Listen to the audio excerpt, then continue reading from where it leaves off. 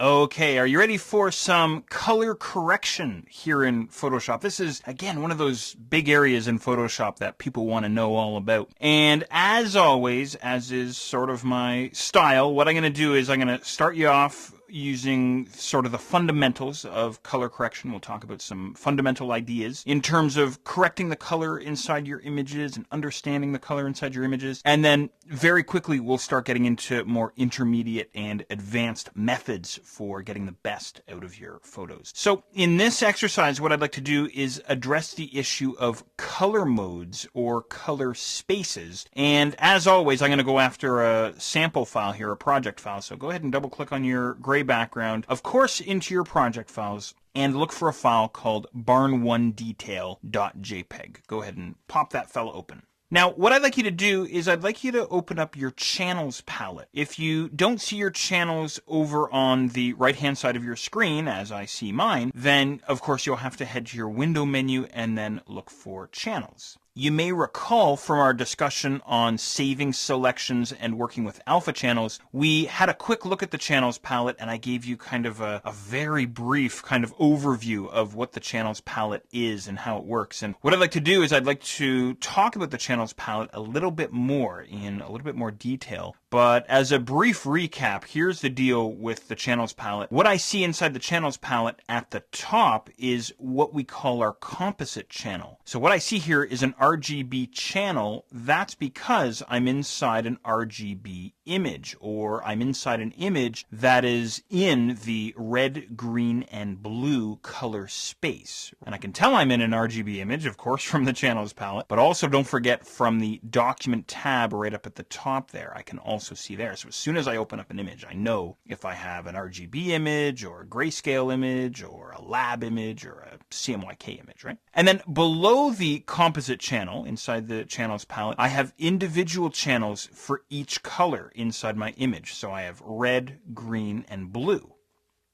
Now, what's interesting to note here is if you really want to go far, I mean to a professional level with color correction, a lot of the super pros, what they'll do is they'll isolate, for example, all of the reds inside their image. So if I click on the red channel, now what I see inside my document window is obviously a black and white image, or what we would call a grayscale image, and all of the darker areas have red in them, all of the white areas don't have any red in them, and all of the gray tones have partial red in them. So if I wanted to isolate the reds inside my image, maybe there's a bit of a color cast on my image, a red color cast, I could isolate my reds and just correct for the reds. And of course I can do the same for the greens, and the same for the blues, and then of course I can go all the way back to my composite channel all the way up at the top, which essentially gives me all three colors all at once, red, green, and blue, which to the human eye gives us a full color image. So that's all fine and well,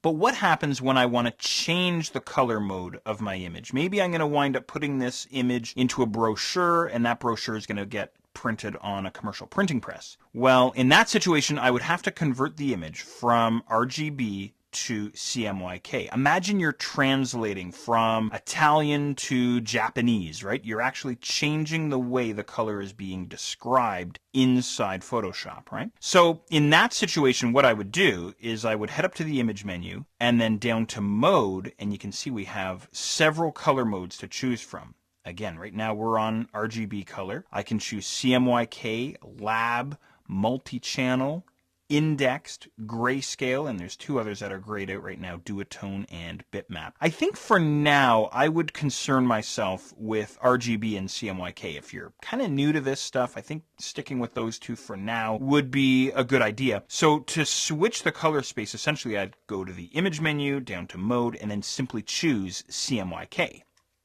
So go ahead and do that if you like. You might get a warning here. I'm going to go ahead and click on OK. Now my image is being described by cyan, magenta, yellow, and black. That's what CMYK stands for. So the K stands for black. And check out the channels palette. Now we have a CMYK composite channel, and then individual channels for cyan, magenta, yellow, and then of course finally black down at the bottom. And again, I can click on my composite channel up at the top to get the full color image. Now, here's the tricky part, and here's the part that you kind of have to wrap the old noodle around. Even if you're working on an image that's going to wind up inside a brochure, what's always recommended is that you stay inside the RGB color space up until the last minute when you're finally ready to output your file for a printing press. So do all of your color correction in the RGB color space. It's a heck of a lot easier working inside the RGB color space because the computer monitor that you're looking at right now has red, green, and blue phosphors in it. So even though we have a CMYK image here inside Photoshop, we're seeing a CMYK image as interpreted by an RGB device, your computer monitor. So we don't really have a good sense of how this actually looks until we look at the piece of paper that came out the end of the printing press, right? So again, it's always recommended to stick with the RGB color space. And then finally, you might want to convert your image to black and white, or again, as we call it, grayscale. To do so in a, what I would call a destructive way or a permanent way, we'd simply go to image, down to mode, and then choose grayscale. And Photoshop is going to say, are you sure you want to get rid of all your color? I'm going to say okay. And I wind up with a grayscale image. And now inside the channels palette, I simply have a gray channel, a single channel. So now my image is simply made up of shades of black, right? Different tones, different shades of black. Later on, what I'll do is I'll show you some non-destructive ways to create black and white images. But anyway, there you go. That's kind of a quick run through anyway on the different color modes that we have available to us inside Photoshop. And as far as the others there, we had Lab. Lab is a little bit more advanced. Multi-channels is more advanced. Indexed, you saw that. That's more of a specialty color space that's used, for example, by the GIF file format and a few other file formats. And there's some others in there. Duotone was in there and Bitmap was in there. Again, those are a little bit more specialized. So I think for now, again, if you're just starting out, sticking with RGB, I think is going to be the best.